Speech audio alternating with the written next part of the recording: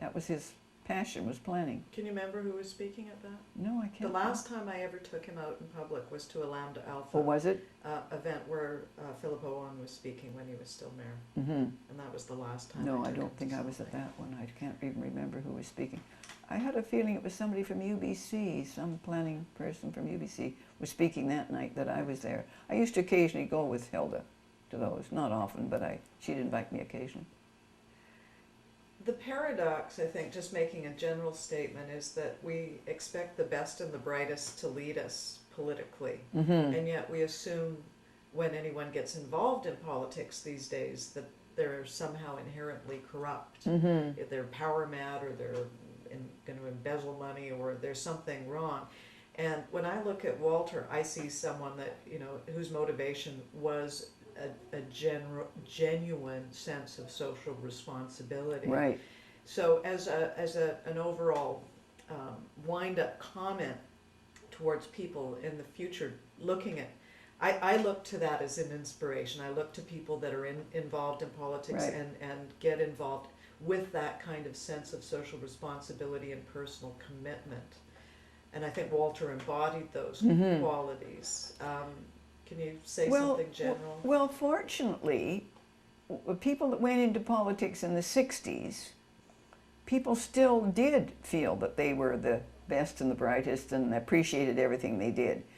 The 90s have not been, and the 2000s have not been kind to politicians. But fortunately, in the 60s, and somebody like Walter, going into the political, the municipal particularly, were greatly appreciated, greatly admired for what they did. And I think that was very sincere with people of Vancouver. People liked Art Phillips. They liked Walter Hardwick. They thought they were doing good work, and they appreciated, and they showed their appreciation. They came out to the polls, they came out to meetings, they came out to planning meetings. I've been at functions where people would stand up and thank Walter for what he was doing and saying, look what you're doing for Vancouver, you're making it so much better. People loved the fact that they could go and discuss issues with their councillors and aldermen. So I think at that era, it was genuine. And especially at the civic level, where people were in touch with their politicians. I feel very concerned that now, and it's creeping in at the local level, but certainly provincially and federally, you can be a local hero one day. You're chosen because you are a good person. You've done community work. You've got the qualifications. Everybody says, wouldn't they make a marvelous member of the legislature or a wonderful member of parliament? And so the parties go out and they persuade that person to run. Now, the minute they put their name down as, their name and politician, overnight they have, people seem to think they've changed color. I find it very worrisome. And I think we're going to pay the price for this unless we change. And I know myself, I've done a lot lately with recruiting women into the Liberal Party. It's getting harder and harder to find people who will step forward, largely because of the invasion of your own privacy and private life, and the fact that people are not respecting you the same. I think it's a problem. I think, fortunately, if you're speaking of Walter Hardwick, I think that he was in the era when we did admire people, and I never heard anybody ever say a word against the motivations of Walter, but that was the era. Well, hopefully, being a politician, you're not vilified for the rest of eternity. Yeah. I'd like to think that, we can never go back there again, but having respect for people that have a sense of social responsibility. Yes. Well, I was interested in this last campaign when I was working in the Carol Taylor campaign, and Art Phillips, of course, was her driver and got her to all the meetings and so forth. And I found a genuine feeling of respect and appreciation for Art when he walked into a room. People recognized him and said, "Oh, you used to be the mayor of Vancouver, and oh, you did a good job," and so forth. And I thought, this is nice. And I'm sure if Walter walked to a room today, that would be the reaction. I don't think people, you see, they admired their politicians, felt they did. And of course, when you go in, as they did in the, when they took office, or took power, you might say, in '72, it was a very exciting time in Vancouver. You've probably heard the stories of how the voter turnout was absolutely amazing. Down at our, I think in '68, my son was a scrutineer at Southland School, and he was 18 at the time, and he'd taken the course, and we all had to be trained and all the rest of it. You know, this was all new for us. And there was such a turnout at Southland School that at 8 o'clock, the lineup stretched right out outside the school, outside the gym, and into the playground. So they went out and said anybody in the lineup could vote. They all moved them into the gymnasium. They ran out of ballots. The next thing was they ran out of ballots. They phoned City Hall. They couldn't get any more. So they went upstairs and got foolscap, and the polling stations wrote the names of the candidates on the blackboard, and the people voted on the foolscap. And it was considered legal because they had no alternative. But there was a huge, huge turnout, of course. These were exciting times. And because people caught the vision of what team and they were trying to do. People caught the fact that they were going to change the way Vancouver was governed.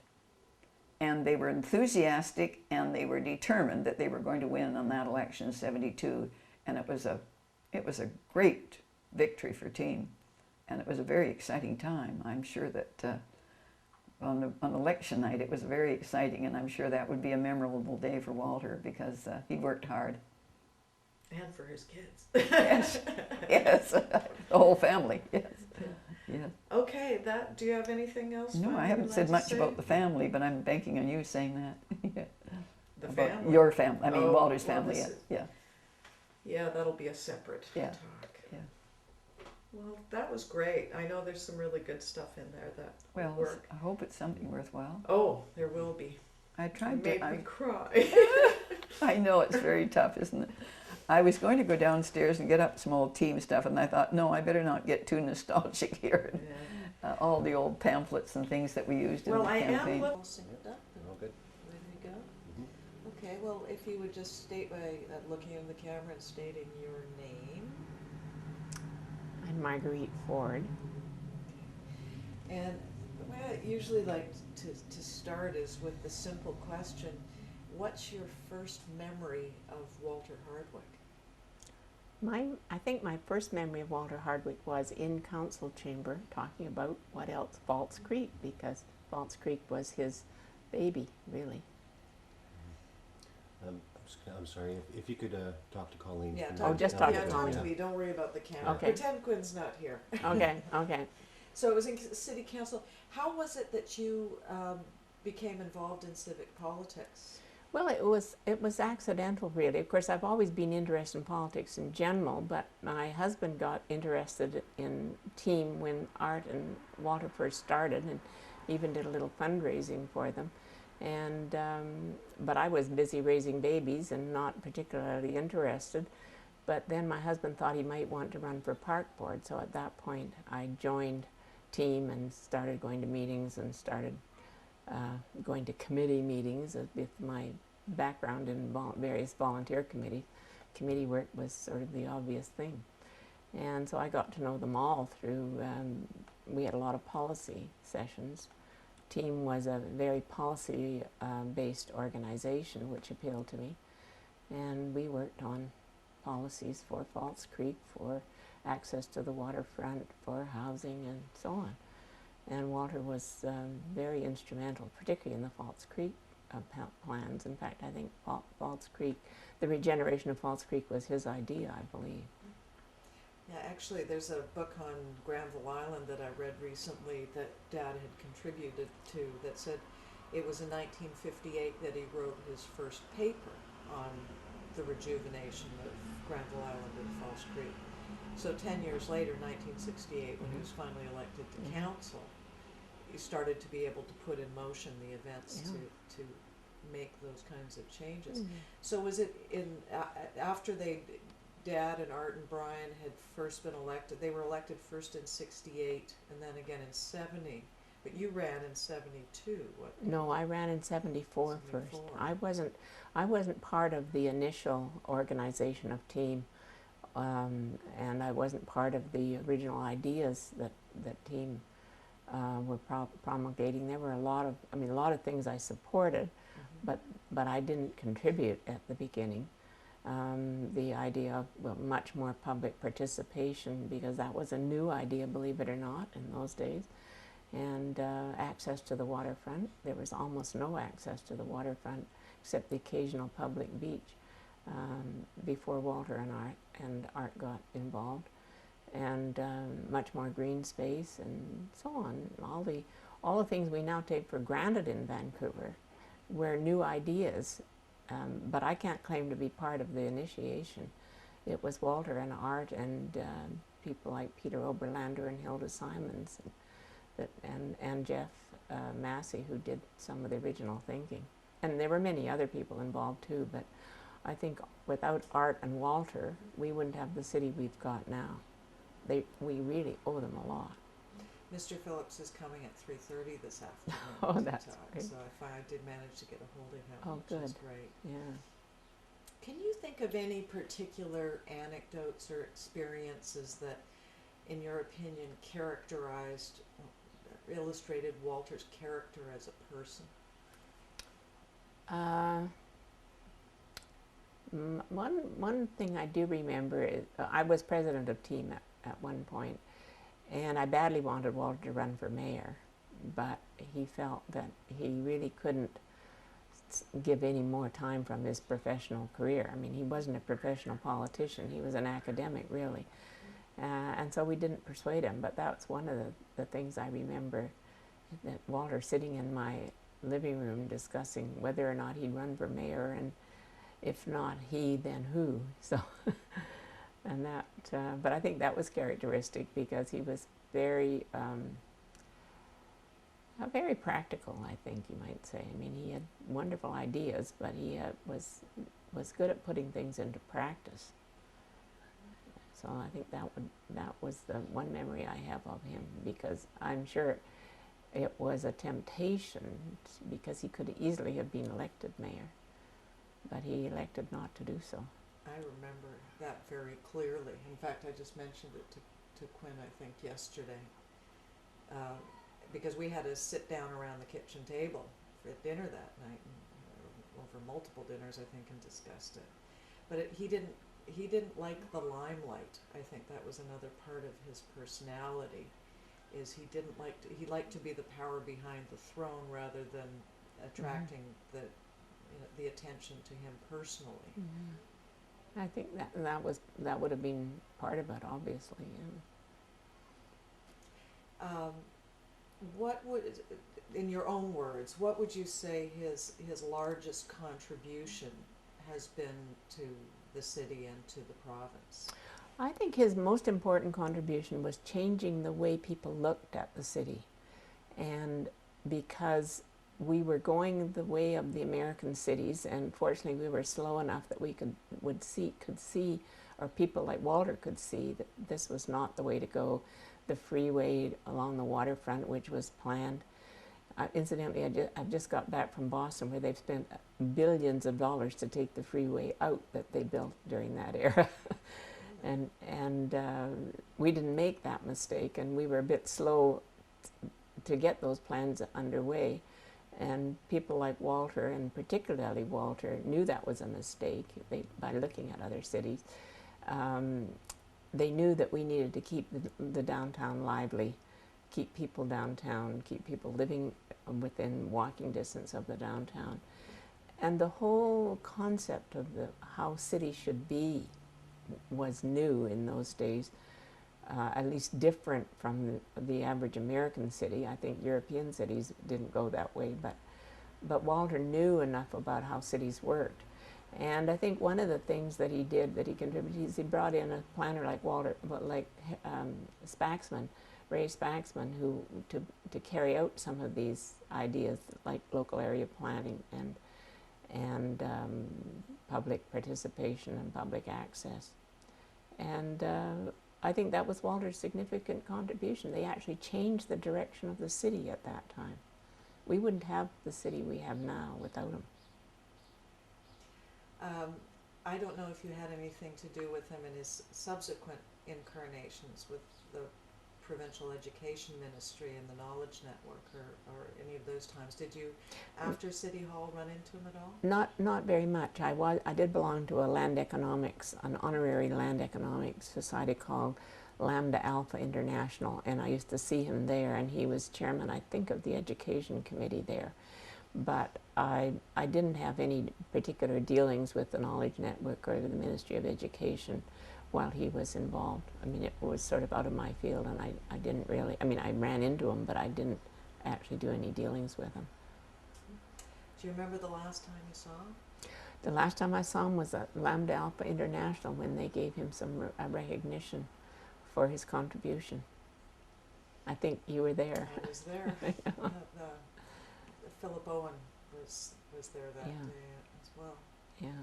That was the last time I took him out in public to Yeah. any kind of an event like that. Yeah, that's. Sadly.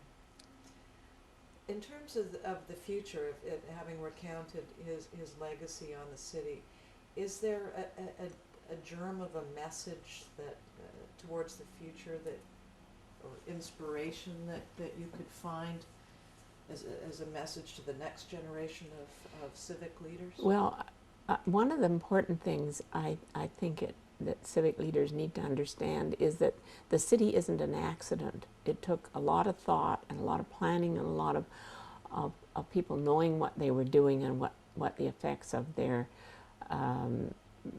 actions were going to be.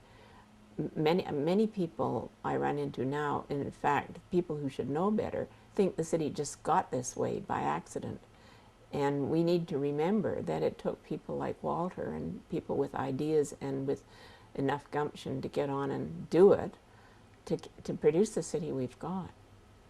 It wasn't an accident. It wouldn't have been this way if somebody hadn't had the ideas that shaped it. That's a nice summary.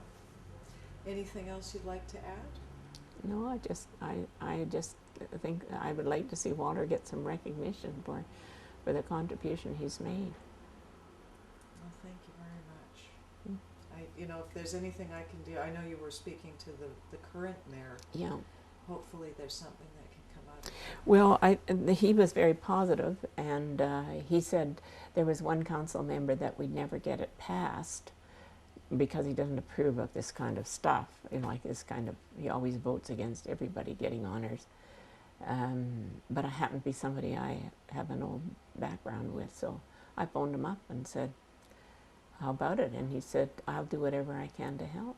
That's fantastic. So that sounds very positive. So I would think if he was the one that wasn't going to cooperate, I've neutralized him. So Excellent.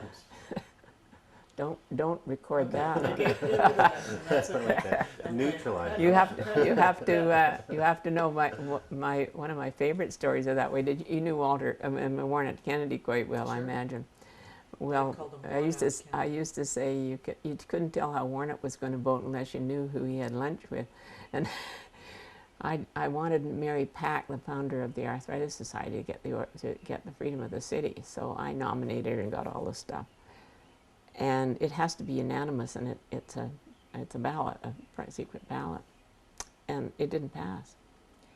And I figured out it must have been Warnock that voted against her. So I went to Graham Dawson, who at that time was in charge of Dayon, Dawson Development, and so on. And of course, Warnock was a great social climber. So I knew Graham was a friend of Mary, so I said to Graham, now I think she should get the freedom of the city. And Unfortunately, the press they pick up on the sound bites. I'll just ask you to look into the camera and state your name. I'm Art Phillips, and I used to be the mayor of Vancouver and worked very closely with Walter Hardwick for the entire time that he was what they called at that time an alderman. Okay. Now, from now on, you can look at me. I have been generally starting with the question, and you may or may not remember. What was the first time, do you remember the first time you met Walter? I don't know if I'd met him before, but the first time I really noticed Walter was when a team was getting formed in 1968. And he stood up at it was a formation meeting where we had invited a lot of people to come to a hall if they were interested in forming a new political party, or even talking about forming a new political party. And he and a number of his fans and colleagues were there. And we had a powerful input to team, as the political party became known, from academics, and particularly at UBC.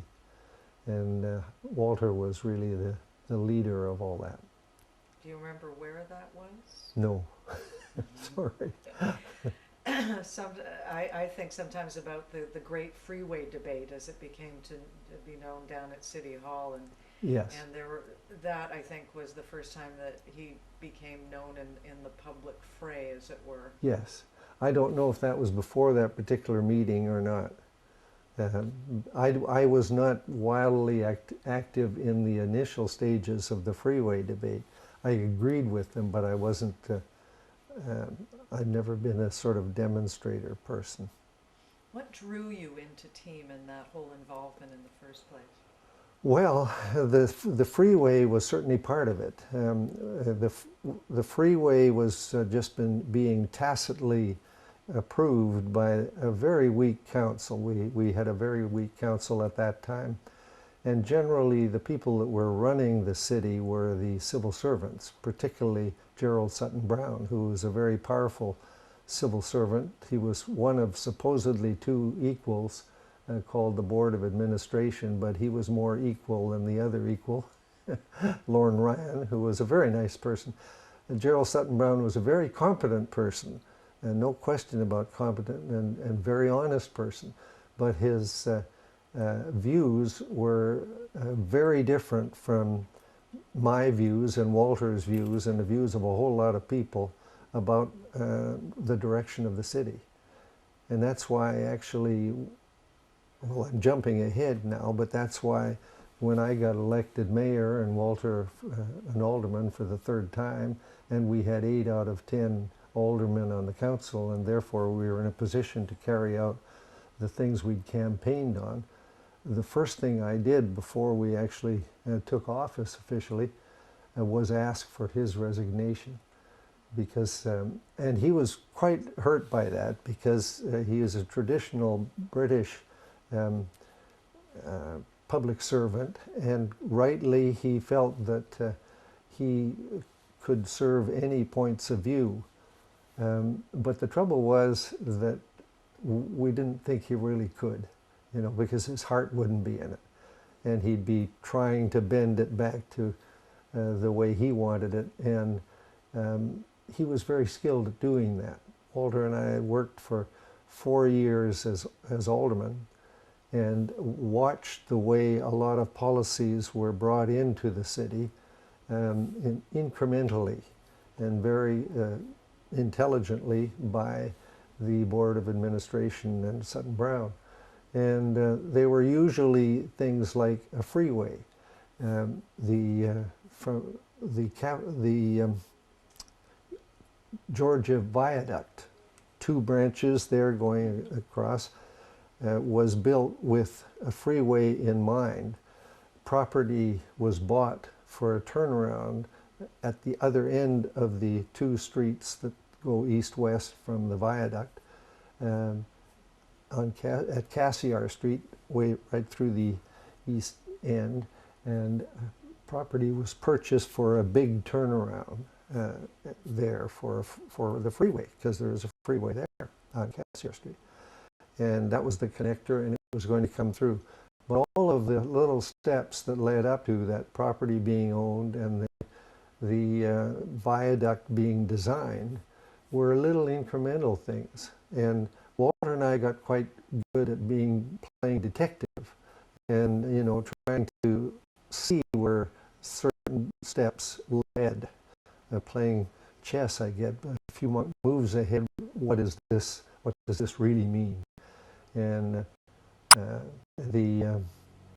but that's what first got me involved, was, I guess, partly the freeway, but other things too about the city and about the livability of the city and the use of property.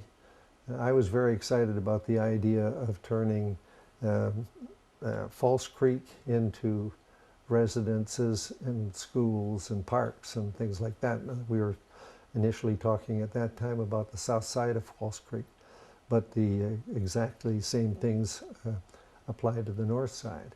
And I learned a lot from Walter about that in 1968 when all this kind of fermentation was starting up. Fermentation about the freeway, but also the notion of False Creek was tossed about at that time, and most traditionalists dumped all over it and said, you know, you could never do that. It's an airy-fairy idea. But actually it was very funny that they didn't see the obvious sort of economic benefit to taking property that was very low valued and using it for much higher values. I mean, that was property that was owned by the city. And it was obviously much more desirable, but financially it was obviously the right thing to do too. So far from being a airy-fairy idea, it was in fact a very practical idea financially. And it paid off very largely for in dollars as well as in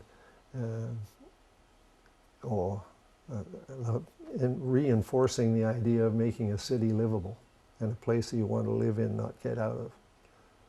Going back to the origins of TEAM, do you remember who it was that introduced you to that whole clan?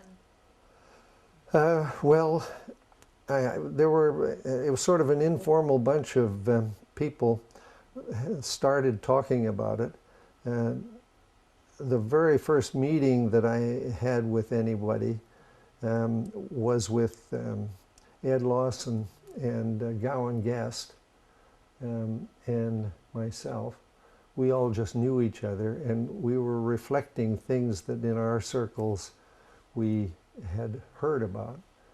And so then we had another larger meeting in which a whole lot of people that had surfaced, you know, with the like Walter, were invited, and that worked very well. And then the big meeting that we had at the Grandview Community Center, I guess probably a month or so after that other meeting that I mentioned before too, that got a surprise number of people. There were 400 or 500 people there, and we thought doing it over in the Grandview Community Center and everything, we weren't sure whether we'd get much of a turnout at all, and there was a huge turnout, and there was great excitement.